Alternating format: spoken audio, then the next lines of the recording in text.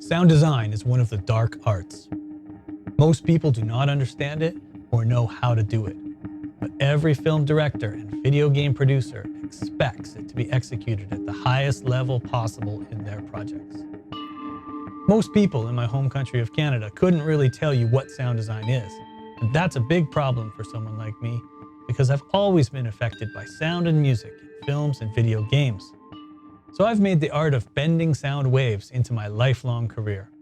I've been working as a professional sound designer for films, TV series, animations, video games, and apps for over 20 years now.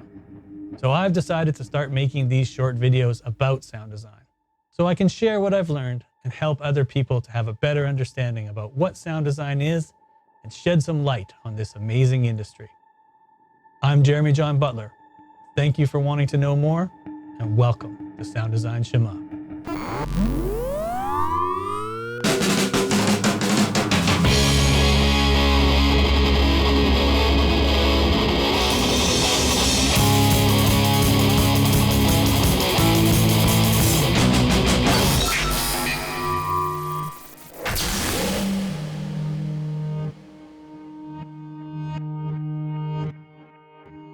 To me, sound design is, I need to be able to take a sound, it doesn't matter what it is, but I need to be able to take it and bend it and shape it and form it into a way that can fit the story or the emotion that I'm trying to achieve.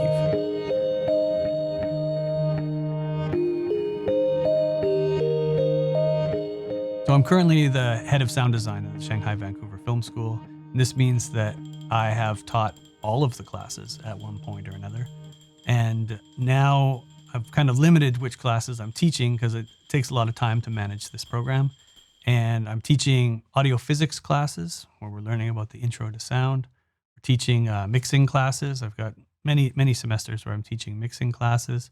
I teach the intro to music editing classes. I have a big music background. And I'm teaching professionalism classes. And to me, these are some of the most important classes that the students go through because you have to learn how to professionally deal with directors and producers if you want to get paid.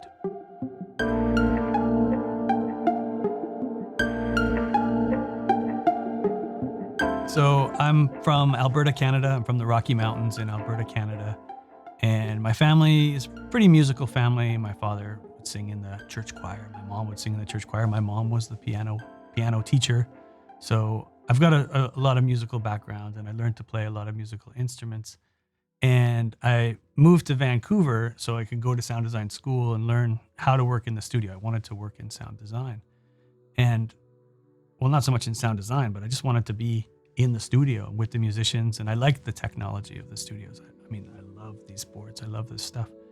And so that's what I did. I went to Vancouver and thought I would take this audio engineering course and then go work in a music studio.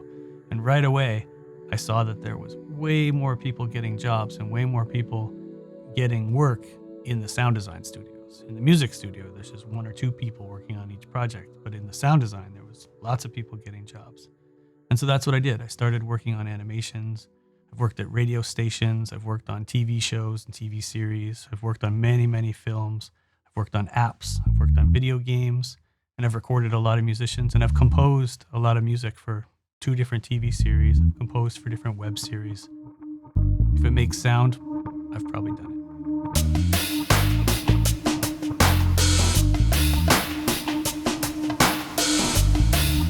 One of the first shows I actually got to work on, but one of the credits I'm pretty proud of, is I got to work on some pretty big anime series. I got to work on Gundam Wing, and the Gundam series is massive. And I actually worked on many different Gundam series, which is pretty cool.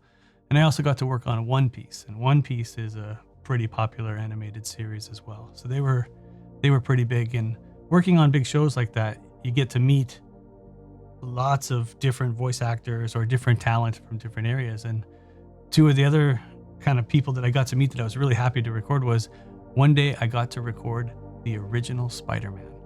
Came into my studio and I got to record him. And then I got to record the original Skeletor from the He-Man series as well. And to me, as a child growing up, Spider-Man was number one. I mean, number one.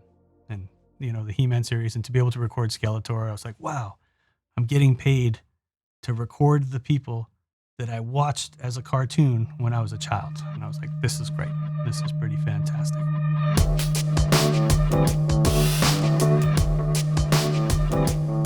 I actually just had a funny experience happen with sound design just this past year. I've been working on a TV series, a wildlife documentary TV series. And in this TV series, there is a fight between two bull elk, these large deers, and they're having this fight with their antlers crashing together. And of course, they couldn't get close to it when they filmed it. They just used the telephoto lenses. So my job as the sound designer is I have to create all this energy and this sound of these antlers smashing together, of these massive beasts, and they're angry and very powerful, and I have to make this sound big and believable. And I was researching into it. How am I going to do this? How am I going to make this sound? How am I going to make this sound real? Because it's a documentary wildlife series. It needs to sound real, but also have big, powerful effect.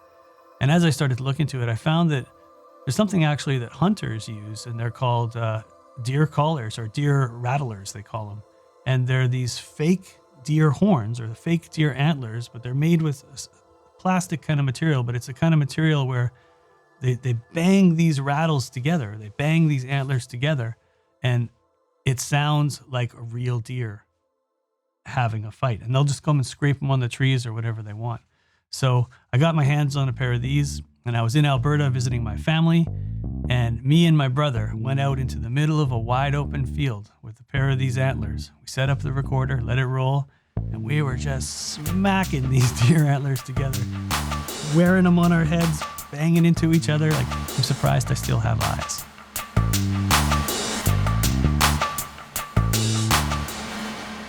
One sound designer that I think is pretty great is Richard King. I mean, this guy's been doing sound for a long time, but most importantly, he's made good working connections with a powerful team. And he's working with Christopher Nolan. And so, he's doing Batman. He's doing all the great films. He's doing Inception. He's doing Dunkirk. He's doing these amazing films, and he's getting to work with Hans Zimmer. And what an amazing experience that is. So whenever I hear it on a film that, Richard King is involved with this film, my ears will listen a little closer.